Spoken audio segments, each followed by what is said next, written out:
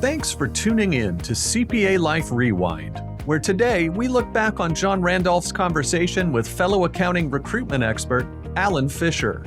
From building people-centric firm cultures to navigating national competition, private equity, and the talent shortage, they discuss what firms need to do differently and better.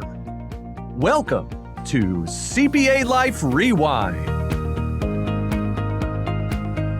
Hey everybody, we are back with another episode of the CPA Life podcast, the podcast that shines a bright light on the public accounting space and some of the leaders and insiders that are aggressively working to create a more people-centric, modern-minded culture versus the century-old, we've always done it like that culture that's permeated the industry for a long time. And today, we are continuing a series that we started a couple of weeks ago where we're spending time speaking with other recruiters and talent acquisition professionals who have an intimate knowledge of the industry because this is the industry segment that they have built a business around supporting for multiple years. And we are joined today by Allan Fisher, who's the president and founder of Premier Financial Search, which is an executive recruiting and staffing firm that for the last 23 years has focused on building partnerships and providing solutions to CPA firms across the country. Allan, welcome to the show. Oh, thanks for having me. We're going to be digging into a lot of different topics that we've kind of emailed back and forth about, and I can't wait to hear your take on some things.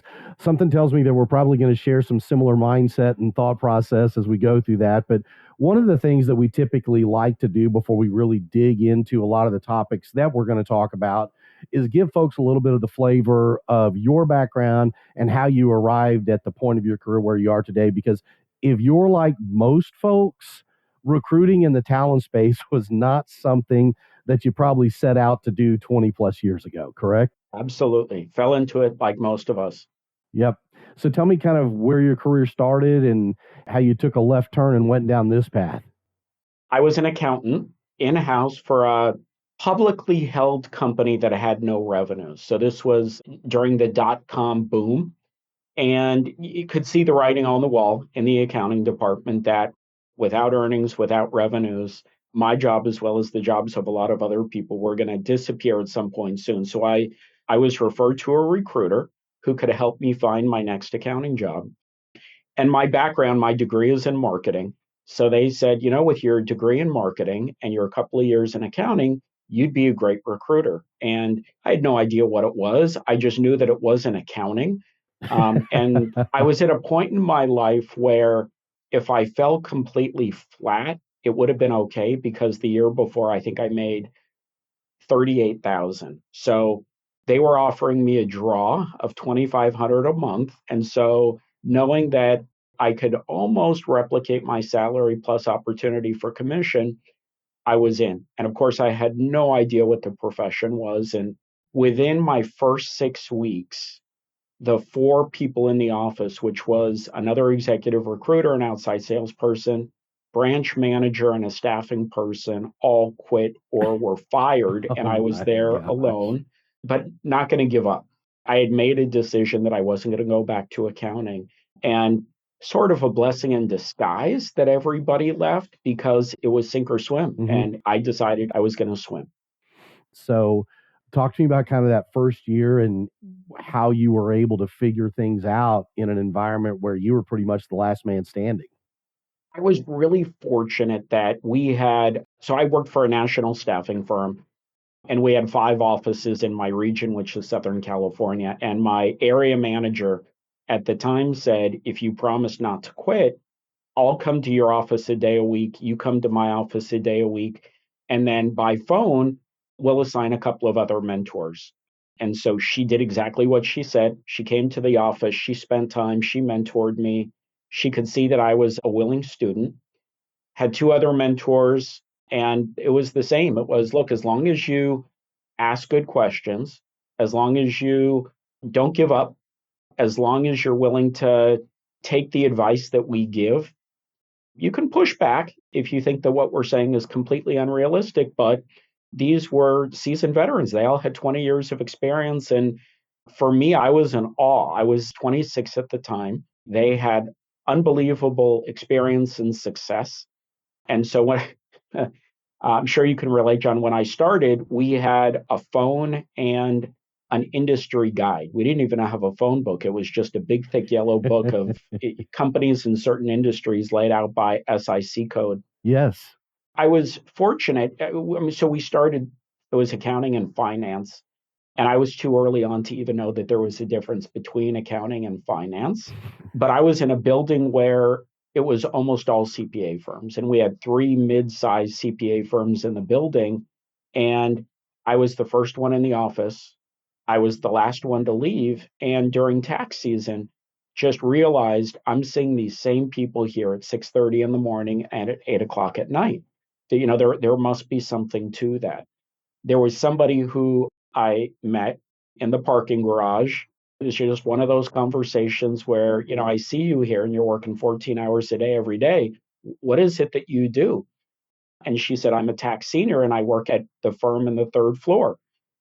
She said, what do you do? I'm a recruiter.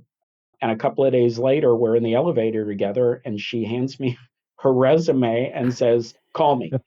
She had 3 years of experience and she worked at what was considered a top 50 firm in Los Angeles. And she said, all I care about is I want to work at a firm that's bigger. And so I took out the LA Business Journal book of lists. She worked for the number, call it 47 firm in LA. And I just called firms 1 through 46, which of course included, back then it was the big six. Yeah. I'm still waiting on a return phone call from the managing partner of Deloitte. But as I made my way down that list, I was getting calls back. So I was leaving a lot of voicemails. And by the time I was done, I had 6 firms that said, I'd like to know more about your candidate.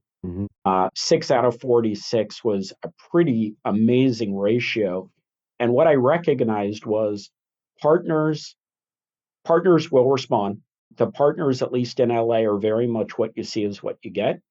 My voicemail was pretty much to the point. I'm representing a candidate with 3 years working at a top 50 firm, looking for a larger firm, and they're in touch with the market. So what I said resonated with them. The candidate went on all 6 interviews, ended up with 3 offers, and had a 25% salary increase. Wow. And so not only was I hooked on recruiting, but I think I realized there's something about partners that their style just works really well with mine, which is what you see is what you get. Yeah. And as long as you're honest about what you've got, they'll respond. Yep. And that was the beginning. So, that happened maybe 6 months into my recruiting career. I was in a deficit up to that point because we're draw versus commission. And very soon I was back in the black. And, from that point on, 9 months in, never looked back. And I knew it was at the 9-month mark where I knew I will be a recruiter for the rest of my career. There's a lot of things that we've messaged back and forth that I want to dig into and kind of get your take on in the industry, because there's been a lot of movement over the last 6 years, 5 years, 6 years, and definitely in the last 2 to 3 within the space.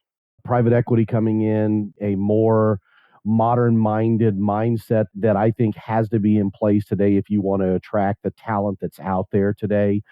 But one of the questions I wanted to ask you is, when you look at what's going on the desk of not only you, but the 10 people on your team, what are some things that you're seeing that your clients are doing from well to exceptionally well that are somewhat setting them apart in the acquisition and retention game? Because right now it's really a two-sided coin. For years, I think that leadership in public accounting just accepted the fact that, hey, we're going to have 18, 20, 25, 30% turnover. The problem with that today is there's not as many people flowing in the front door as they're going out the back door, if that's still what's going on. So it's a necessity for firms to work on both sides of that equation and do them both exceptionally well. What are some things that you're seeing that your clients are doing, or that you're advising your clients to do, to begin to set them up to succeed, bringing people in and holding on to what's there as well as the new people coming in the door? Yeah, I love that question. We'll start with retention. You're right about the 18 to 20% turnover. It's been accepted. Yeah. And we could argue, why has it just been accepted? But that's been the status quo. That changed 2021, definitely 2022, where I think firms still accepted that was going to be the case. And of course, we had what the world is calling the Great Resignation. which probably peaked late 21, early 22. But then what happened in 2022 is firms said it's becoming way too expensive for us to allow this to continue. And that might have been the first time that employees really got a glimpse into their firm's management philosophy. Prior to that, you didn't know and you really didn't care. But this was really the first point. I would say it was a point of inflection in the market. Mm-hmm. And most firms did a phenomenal job. When people would resign, a lot of firms were caught off guard. And they said, wait a minute, we didn't understand some of those things that were on your mind. Give us the opportunity to course correct. Yep. 22 and 23, I would say our arguments were moot because there were a lot of firms that prior did not really have an understanding of where the shortcomings were, whether it was with salary, with benefits, and firms did a phenomenal job of making things better. Mm-hmm. So in 21 and 22, that was the first time in my career I ever saw firms give market adjustments. So that's totally separate from salary increases. These were market adjustments. This is a one-time, you are under market, we're going to increase you so that the playing field is more level. At the same time, firms increased their benefit offerings to be more competitive. They increased their 401k contributions. Firms were 0%, they went to 2, they went to 3. Firms that were at 3 went to 5. Better medical. Firms that never had maternity and paternity leave were creating those plans. And a list of other benefits to just make the firm a really desirable place to work. At the same time, we started to have a little bit of fear about a recession. And of course, inflation and cost of living were raging out of control. And so attrition probably hit an all-time low. Mm-hmm. So we went from the great resignation to what people are calling the great stay. And firms, for the first time, they felt we are doing all the things necessary to become a destination of choice, and people want to stay. So I think if you were to look across the industry, let's forget about the big four where they have attrition for other reasons. But if you were to look across the industry, attrition in 23 and 24 might have been about 5%. So on the retention front, firms did a really good job. Mm-hmm. That's starting to change this year. You can't have a situation where attrition is 3 to 5% in a profession where historically there's an up or out mentality. Exactly. So in surveying a lot of my clients and me just being able to do a virtual x-ray over most firms, we have underperformers in the market. And the market I would describe as inefficient. In an efficient market, we have a normal amount of attrition. It creates a little bit of a carousel effect where people leave one firm to go to another. Those seats are filled by people that find that firm to be a better option. Mm-hmm. But when everybody stays put, firms maybe have the right number of people, but not necessarily the right people. And what we're seeing now is a push to return to office. I think firms are trying to figure out how to make sure they have the right people on the bus. And in some cases, they're going to allow people to opt out. So attrition has been great. I would actually argue attrition's been a little too low. On the talent acquisition side, the biggest selling point that firms have is leadership. I'd agree. Culture. Yep. Philosophy. And HR and talent acquisition usually does a good job of conveying that. Nobody conveys it better than leadership. The firms that still have their partners, even a managing partner, involved in the interviews makes a huge difference. Mm-hmm. So it always puzzled me when a firm's going out to market and there's an attractive piece of business that they want, they'll send their two most dynamic, engaging, rainmaking partners out to secure that new piece of business.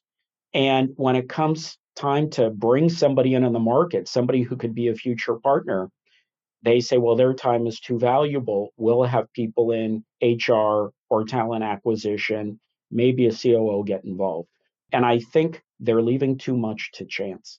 I would say, let's make sure that we've got the best people available to interview. And so many interviews have gone virtual, which means the firm really has an opportunity to showcase who and what they want the way they want. Mm-hmm. Make sure that you've got a representative group on the interview. They have to be cheerleaders. They have to be people that can confidently say why this is a firm of choice, because any candidate you're interviewing, they've got options. Absolutely. You know, they could interview at a different firm every day for the rest of the year and not run out of options. Mm-hmm. So we've got to, in about an hour, we've got to nail the interview. In that first example of Rainmaking Partners, they've got their pitch down. Yep. They know the things to say. They've done their research on the company. They are the stars. But when we approach interviews, we don't. Do they understand the right questions that they should be asking? Do they understand the right way to make sure that the firm is put in the best possible light? Are they taking time to look at the resumes to know who it is they're interacting with?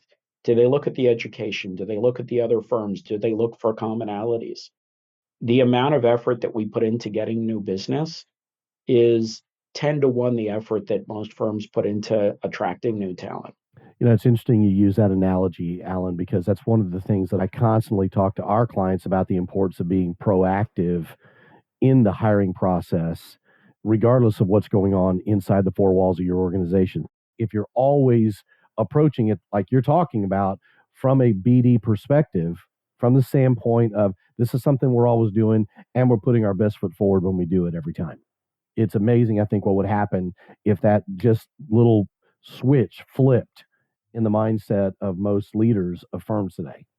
And that's where the philosophy is so important. So we describe it, the word we use is progressive. Progressive firms, they're always going to hire and add capacity because they know that if they have another A player, it just gives them the freedom to bring in a couple of extra clients, that next $250,000 of revenue. They know if it makes sense for them to be upgrading current talent that they have. Progressive. Yep. So we noticed that progressive firms were open-minded to hiring people remotely, which was a game changer in the first couple of years during and post-COVID. Firms that said geography no longer matters. We want the best talent irrespective of where they live. Mm-hmm. And we have more business coming in that we know what to do with. Capacity is the issue. Okay, if you're only going to look at who exists within 5 miles of your office, you're going to be disappointed. It's going to stunt your growth. When you say geography no longer matters, then it's, okay, how many people do you need and how quickly? Yeah, I think you're right. That progressive mindset tends to set firms apart when it comes to the talent acquisition, when it comes to retention. There are firms that just look for more creative ways to do those things and do them well. And you mentioned a minute ago, just the simple act of knowing who it is that you're talking to and having studied that person's resume and looked through that resume. I mentioned my daughters a minute ago, and when my daughters were starting to get into the professional world and start to interview, and I would prepare them for interviews, I would always tell them, look, if anybody ever asks you right out of the door when you sit down, so tell me a little bit about yourself, that is code for either one, I hate interviewing, I don't like doing it, so why don't you start this process for me? Yeah. Or the second thing they're probably saying is, hey, I haven't taken a chance to read your resume here, so if you could fill in 2 minutes of space by telling me about yourself, I'll glance through your resume for the first time. Yeah. I think it's still that way in the world that we live in today in our space in the county. There's something lazy about that statement. You get one chance now. In the old days to me are pre-COVID, you might have been going up against one other firm, and that firm was a mile away. Now you're going up potentially against unlimited firms. And, as an example, if you're in Dallas, you're not just going up against firms in Dallas, which philosophically may be exactly the same as you. Well, now you're going up against firms in California, New York, and Atlanta and Chicago that philosophically are very different in terms of the ways they treat people. So lazy sticks out. And with that one opportunity to make a first impression, it's unlikely the candidate's going to want that second interview. I like how you put that, Allan. Lazy absolutely does stick out. That doesn't mean that you have to put forth exceptional over-the-top effort, if you probably just do the effort, that's going to stand out versus a lot of other people in the marketplace. And you bring up a really good point. I want to kind of steer down that path a little bit. The fact that you're now competing as a firm owner, as a firm leader, you're competing against firms literally all over the country. And again, pre-COVID, you were probably dealing with stereotypical traditional firms that were we're going to provide a little bit of all the services to a little bit of all the industries. Mm-hmm. Today, there is an opportunity that this guy who's sitting at a top 100 firm where 50% of his book that he may be working on in the tax space or audit space is in real estate. And man, he really loves the real estate piece of the business. There's a chance that he's interviewing with a couple of top 100 firms in his marketplace, but he's probably also interviewing with 3 or 4 firms that are, spread out throughout the country who are 100% real estate boutique niche firms. They're granular in what they do and they can sell something different to that guy. Tell me what you've seen from, the difference in boutique firms versus, let's just say a top 100 firm. Why would someone pick that versus the other? There are a lot of stereotypes out there, and we hear it all the time from candidates. If I go to a smaller firm, I'm going to be giving something up. Maybe it's technical complexity. Maybe it's access to resources. Maybe they can't pay the same. And maybe that's true of some small firms. But if we're really talking about boutique firms, most of the ones I work with, they compete with the nationals and in some cases with the big four in terms of the sophistication of things that they come up with. If we were to look at some of the industry-wide metrics and we were to say average firm is $250,000 of revenue per employee, there are boutique firms that we work with where it's double that. They're unbelievably profitable. And within their space, which could be real estate, it could be high net worth and ultra high net worth individuals, they've got a dream list of clients that they work with. Yep. And the work that they do, it's interesting. The clients are interesting. The types of transactions that you're going to see, you're not going to see anywhere else. Right. And they're very successful. So I really think what we're dealing with or what we're up against is just the preconceived notions candidates have. And so with a lot of the firms we work with, we've been working with them for 2 decades. And so we really have the ability to become, for them, the storyteller. If you're a boutique firm of 30 employees, you can tell your story to your clients, but the world doesn't know who you are. Mm-hmm. And that's where the recruiter comes in is we advocate for you, we tell the story. So that's where, like in my opinion, the boutique firms, they've got something extraordinary to offer. And many want to stay independent in a market where the consolidation is happening at a breathtaking pace. Knowing who you are is also really important.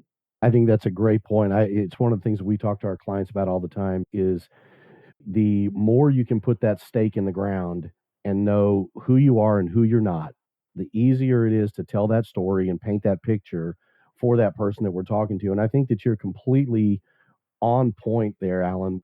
One of the things I want to ask you about as it pertains to compensation and what you're seeing in the marketplace, and again, just seeing what you're getting from your clients, there's still the perception in the marketplace, I think to a certain degree, that if we offer an amazing culture, if we offer a better work-life balance, people are willing to take less money than what is competitive in the marketplace. What are you seeing around that type of a mindset with some firms and the candidates they're looking at? So there's always going to be a disconnect between what firms feel is fair and what employees feel is fair.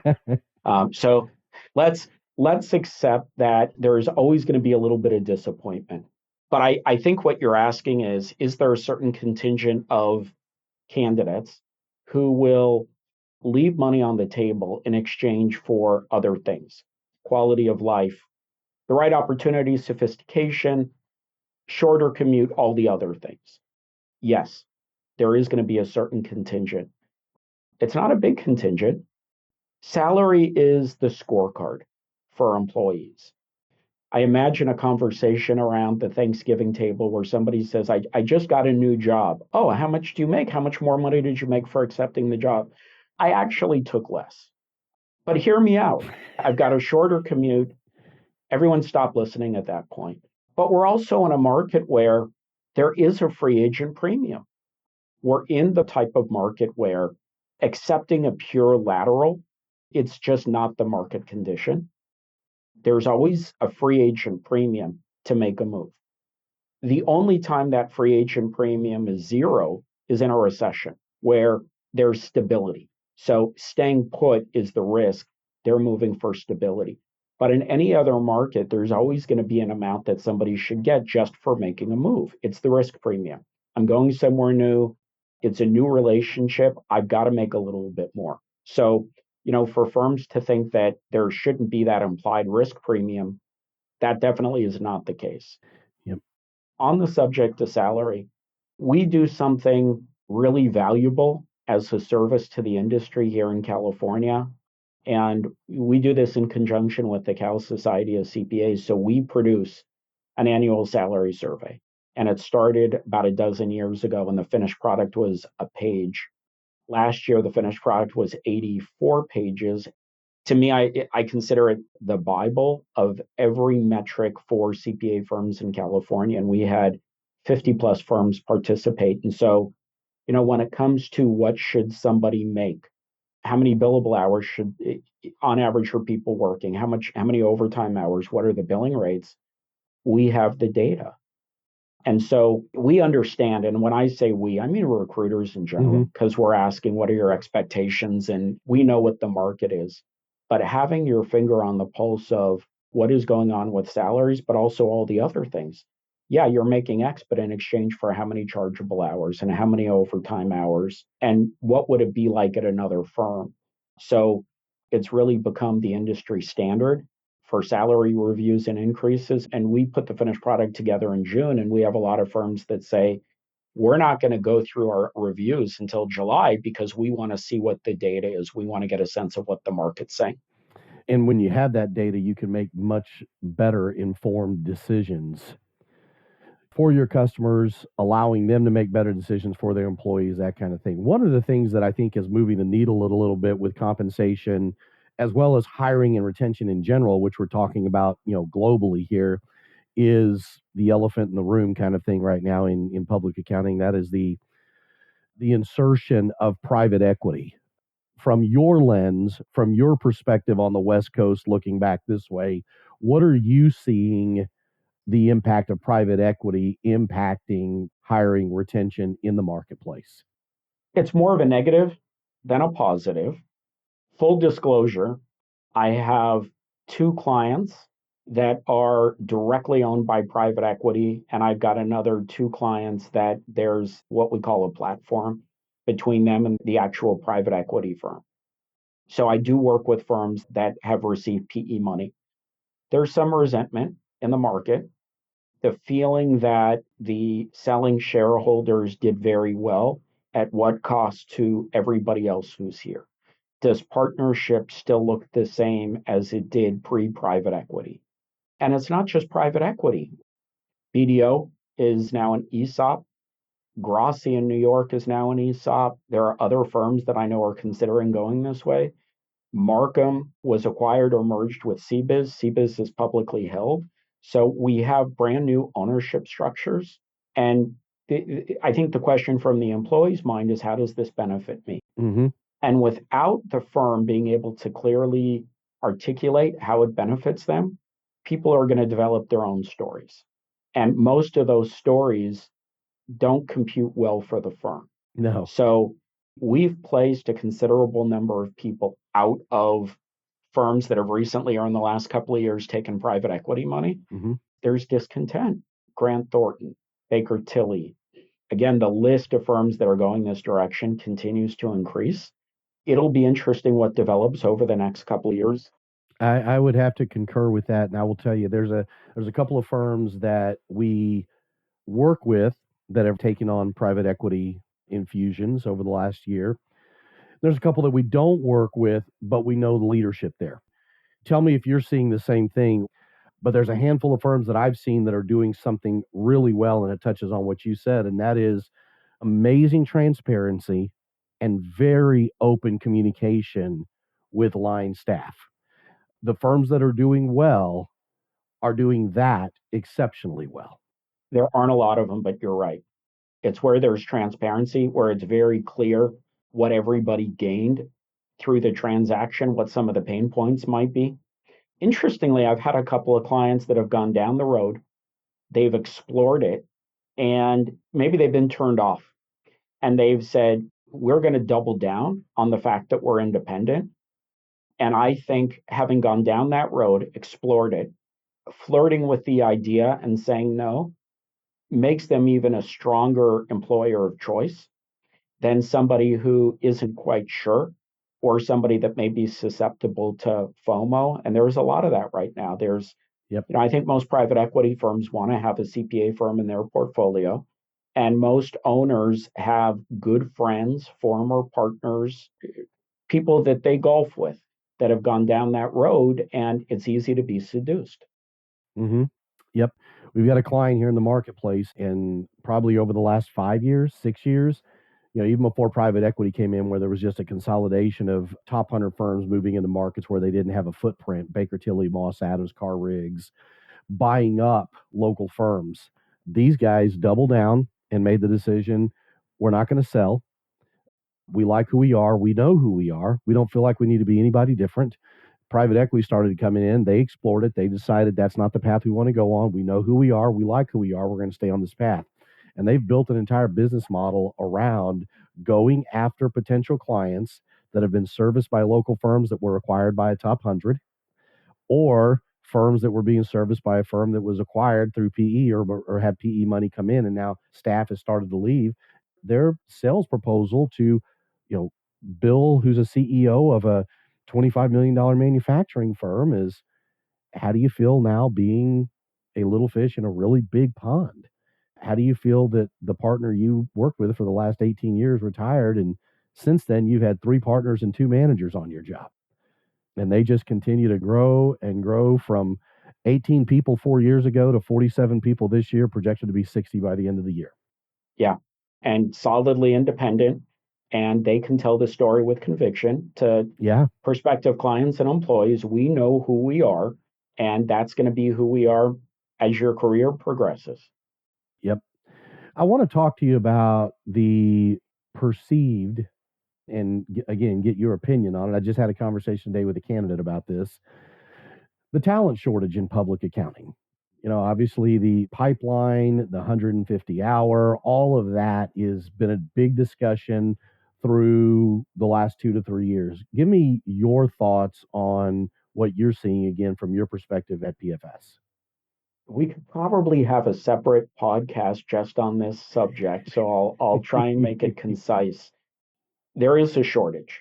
So we'll start with that. There is a shortage. Mm-hmm. However, there are a lot of interesting and maybe even conflicting things going on. So we'll go back to, a lot of firms are right sized, but is it the right people?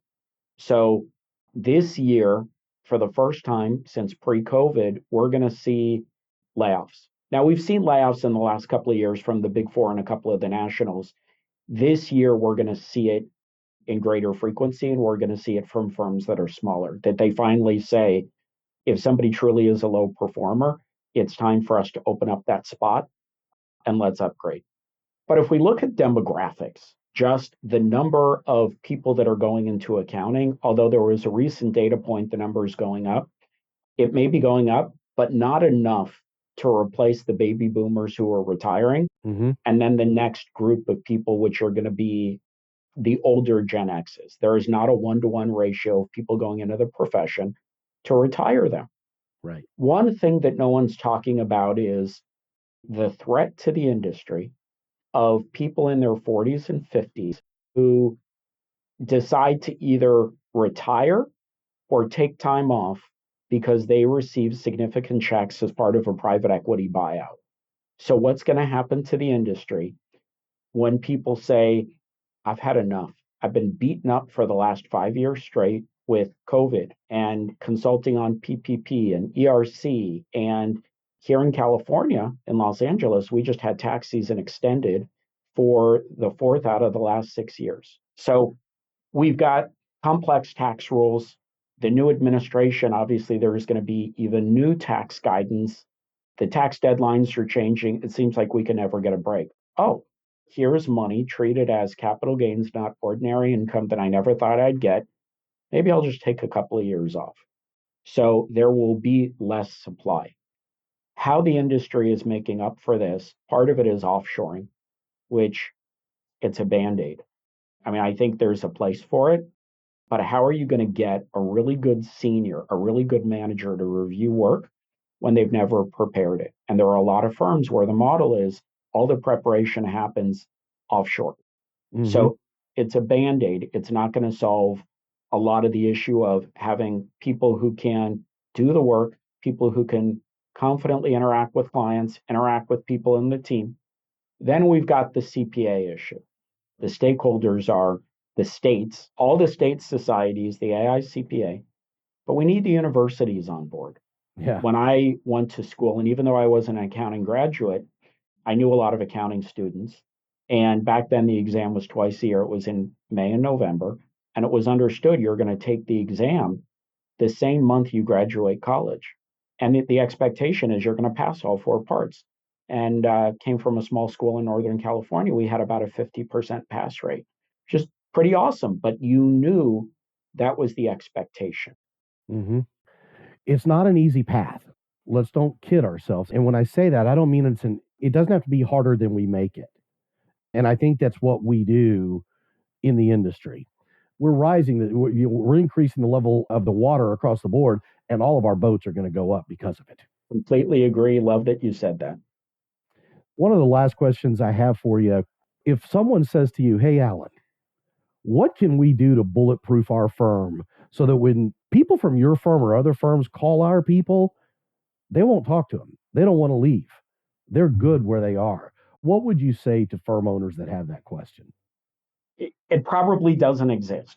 So we can get as close to bulletproof as possible. But the things that are going to make you close to bulletproof might scare some of your employees.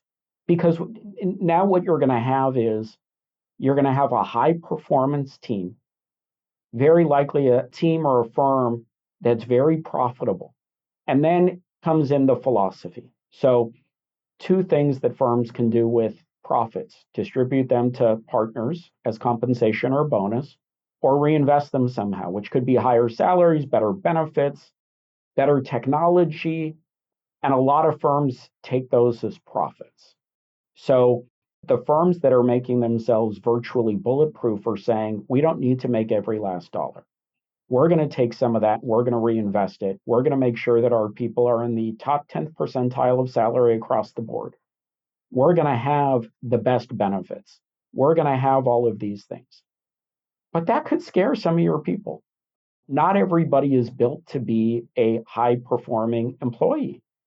But in that case, those people are going to self-select out.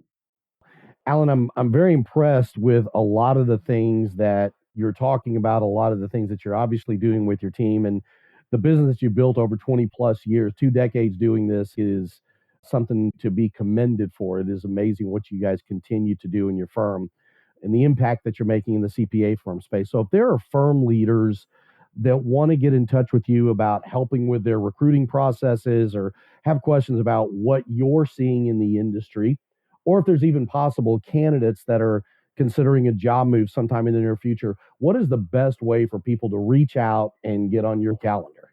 Email, text. I've got a Calendly link on LinkedIn, and I love speaking with partners about the market, about some of the things you and I talked about. So even if it's just sharing information, John, I think I'm like you, passionate about the industry, even a little nerdy as it relates to public accounting and why it's such an amazing profession. So I welcome the opportunities to talk with partners and leaders in public accounting. We'll make sure that in the show notes that we put your email address, a link to your LinkedIn profile, and also a link to your Calendly link So if anybody wants to grab some time on your calendar, they can do that. So Allan, I want to thank you for carving out a little bit of time and spending that with us today, because you've given a lot of insight into what you're seeing in the industry. So thank you very much. John, thank you for the opportunity. And more importantly, thanks for all you're doing to elevate the industry of recruiting and elevate and amplify awareness to public accounting. I appreciate that. That means a lot, Allan. I want to thank you again. And for those of you that invested a little bit of your time today listening to Allan and I talk, we appreciate that. If you like what you heard, please leave us a comment down below. Subscribe on the platform of your choice, because the last thing that you want to do is miss any of the episodes that we have coming up with some pretty amazing guests as we spend a little bit more time talking about this thing that we call CPA life. Until next time. We hope you enjoyed today's episode. Be sure to subscribe on your favorite podcasting app, leave a 5-star rating, and visit our website for links and show notes at cpalifepodcast.com. We'll see you next time on CPA Life.